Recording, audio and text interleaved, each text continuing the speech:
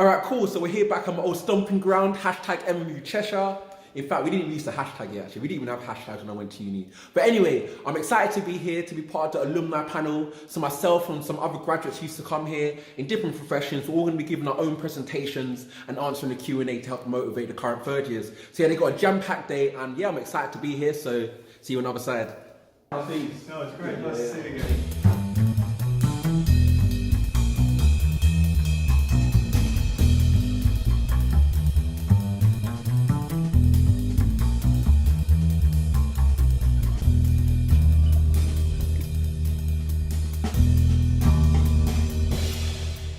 It's the 18th of October, 2010.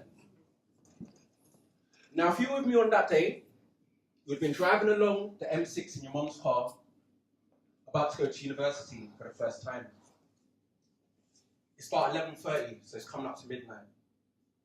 Very similar to some of my panel members, I didn't start off in crew. I started off in Alsager. We pulled up to Emberton Hall.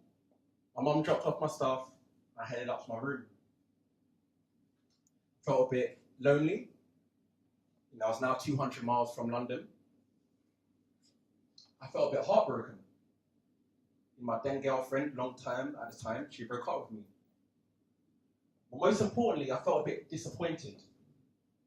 I thought I was going to Manchester.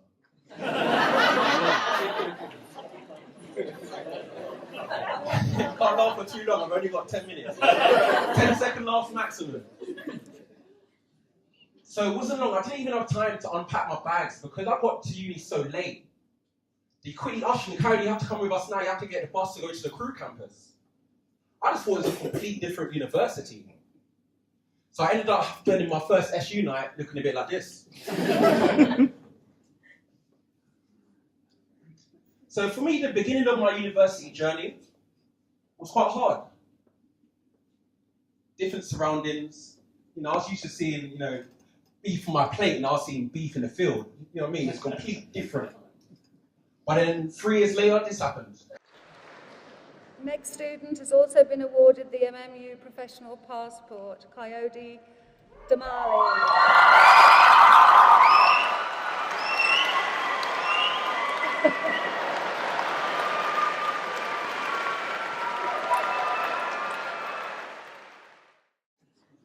And you know what? It was very important for me to do something different at my graduation because I was sitting at the back row. So I graduated in 2013, so at the back row. So I saw every other 100 person go in front of me. And it's just repetitive, just clapping the whole time. So as I was going up to the steps, I thought to myself, well, this is the kind of mentality I have for life. Like, how can I be different? So I never planned it. I thought, right, I'm at the steps. I can see people about to go nuts. So I thought, I'm just going to hop, skip, give them a hug. Do you get what I mean? I thought, and then, just end up skanking off stage again. So I thought I'd try and do something different. So this is me in my graduation photo. See the smile, right? And degree certificate. So I was fortunate to graduate with a first class honours degree in psychology. And I was also awarded the MMU Professional Passport. I don't know if it's around now, but at the time I was one of 2 people out of the, tens of thousands of people to receive the award at my graduation. So for me that was big. And there's my familia. And shouts out to my pops because he was 60 on the weekend. So I just came back from London Saturday night. I had a busy one. I had a 60th party on a Saturday night. Then I had a 50th party on a Sunday.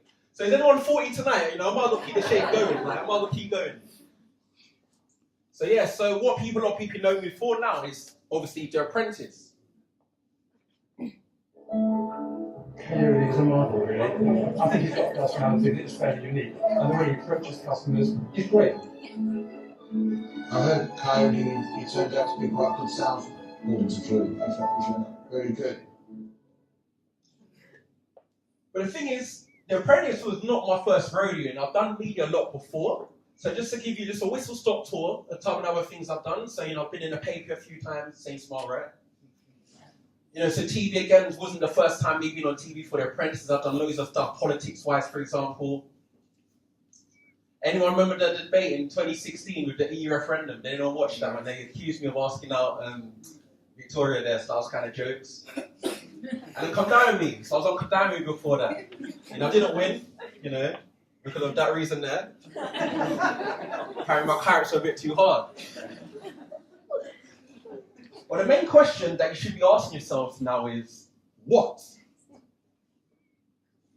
What is it that allowed me to go from graduating on the left to 2019 was 2018. 2018 getting onto the apprentice. Now, what is it allowed me to do that? Because if you can begin to say to yourself, what is it allowed me to do that, perhaps you can apply it to yourself also. So the journey that I took after I graduated to go to the apprentice was that, first things first, I decided I wanted to be vice president in my student election. Shouts out to Andy, he currently does the role that I used to do. So I was fortunate to get graduated to become vice president of my students' union. This is what it's like. I literally had everyone take pictures of both for carried around their neck. I literally harassed everyone. Shouts out to, I used to be a footballer as well, like Paul starts in the football club. In fact, a lot of the people in the photo I recognise as well, like Sanker and stuff like that. I used to play with a lot of those two talking that. And then so my graduation speech in 2014, was that your one, Jess? Did I do? Yeah, so I did a graduation speech in 2014, which was quite fun. I really enjoyed doing that. So that kind of really showed me that I enjoyed the professional speaking element of things, because I just thought it was sick. I just love being up there doing it. But that was, you can say, sort of like locally, being vice president and governor of the university, that was what you can say was locally. Because on a national scale, I wanted to take it a bit further. So throughout your time at MMU, some of you might have had the chance to become an NUS delegate. So in 2013, I decided to be an NUS delegate and go to the NUS conference, being the National Union of Students, massive organisation, represents like 7 million students up and down the UK worldwide. And I didn't even plan to do that. I just wanted to go on stage. I just wanted an excuse to go on stage. They said that there's an election to become a director. I didn't have a clue what the role was. I thought, let me just go up there and do my thing. That's what I wanted to do. 30-second pitch. Lo and behold, I became a director of the NUS, which was big for me because I didn't necessarily do well at college to get to university, but now I was on representing students nationwide, not only locally for MMU, but also globally to a certain respect. So now I decided to go down the business route and the entrepreneurial route. So I don't know how many of you are interested in that. And when we first came for The Apprentice for episode 1, and it's like everyone's trying to side each other up, like who can do what, like is this my competition? Is this person good? Is this person good at that? And it was Camilla, shouts out to Camilla, she came runner-up this year. She said to me, wow, Clyde, you actually have a business golden triangle. I never knew, I always find it hard. I don't know if some of our panel members can relate, but I always found it difficult to describe what is it that you actually do. But Camilla made me realize that, right, I do have a business kind of triangle. Can anyone guess what the first letter is to E? Anyone guess what the E is?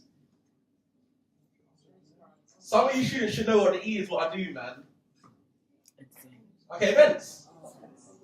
So first one, I do run events. Cheshire Ends, so I know a lot of students come here to some of the events we do.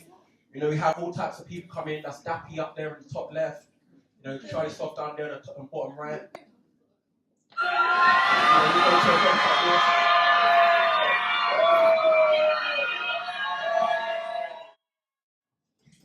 Right, next letter, H. Anyone guess what my H is? What I do? Happiness? No, my H. What's my H business? What I do? Or have done? No more houses. So I used to run HMOs. I used to have partnerships with different landlords across the Cheshire area. It's not much to see on a slide here, just it's houses at the end of the day, right? Not much to see, bedrooms, Well, we have got like a jacuzzi bathtub, we'll just kind of see it. Alright, find the letter, S. Anyone know what my S is? Smile. My S, man, you should know, I'm doing it now, my S. Speaking, thank you. So yes, I'm a speaker, so I speak up and down the UK. I spoke internationally. I'm actually now an international speaker. Woo! Yeah, I spoke in Wales once. Yeah, I spoke in Wales. I said to them, am I now international? They said, yeah, I'm in Wales. I was only in like Flint or something like that. I'm now an international speaker. I'm claiming that. I'll put it on my LinkedIn with an asterisk. You know what I mean? I'm international asterisk plus spoken Wales. Got to add that in there. See, that's my code, sort of like golden triangle. And based on those kind of 3 things, in 2015, 2016, I was fortunate enough to be put on the list to be one of the top 100 most powerful young entrepreneurs in the whole world. And for me, that was huge because it's not one of the most powerful young entrepreneurs in Cheshire. It's not one of the most young, powerful entrepreneurs in England. This is globally. You know, I had to circle which one was me because someone said which one was you one. So just make it clear, yeah. Just make it clear. That's me, yeah. That's my one. And so that is what kind of allowed me to get to where I am, to get onto The Apprentice. That's kind of been like my journey. I don't want to. I'm kind of now echoing. I'm glad some of my fellow panel members mentioned this, but I believe it's good to do. Traveling. Because I always kind of look at kind of this quote that traveling for me is like the world's like your house. You know what I mean? And if you don't go traveling, that's just like living out of your bedroom. So I've really took it upon myself in the last 5 years to try to see as much different places as I can. You know, I've been all over America, Miami, Florida. Yes, those are real crocodiles. Someone once said that they real. Why would you have a pile of dead crocodiles? Like, I'm a vegan now, you don't do that. You know, Washington, Beverly Hills, mad expensive around there. Grand Canyon, Rocky Steps, Niagara, New York, etc., etc. In fact, you know, the last time I met Jess other than today was actually in Australia. Like, I bumped into her. I was mashed up on where they're in that park, innit? For New Year's. We were there for the New Year's celebration. I was mashed up. And that's funny enough. The last time I saw Jess was there, now I'm seeing her again today, so that's pretty cool. Various cases around Europe as well, you know, scuba diving. I lost them sunglasses in that flipping water in flipping Venice. You know what some glasses cost as well, money and everything, man. And yeah, so I'm from the Caribbean, so that's me with my family again, my familia, work my Germans, you know, in Tobago, that's where I'm from, Trinidad and Tobago. But now I mentioned the what, and now this is what I have done over the last couple of years. Now, before we get onto the panel, I think we need to reverse that. The question isn't what, because we can tell you what we do all the time. It's the what that kind of provides that inspiration. You know, like what did the guy do? Oh, he went up Everest. Wow, that's inspiring. But for me, if you don't have the how behind it, if you don't have the information, the equation goes like this. Because if you have inspiration without the information, that's just hesitation. Because now you're buzzing, you're inspired, but you don't know how to do it. So you're just there like sort of vibrating like an electron. So it's important to get the how with it. So now I invite you, you know, thank you for giving me my 10 minutes. I invite you now to ask questions more going into the how I've done certain things. Because if you have the how, if you have the inspiration plus the information, that equals application. You know, things you can do to apply to your lives to do exactly what we've done, or hopefully even better. So thank you for your time. Brilliant. Thank you.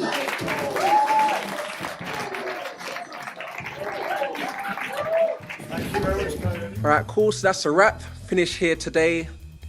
Great speeches, great panel sessions. Been real good. And starving right now. Like I say, I'm starving, man. It all happened after I finished doing the talk. I ended up being mad hungry. But yeah, that's a wrap. Hope you enjoyed it. I'll catch you soon on the next one.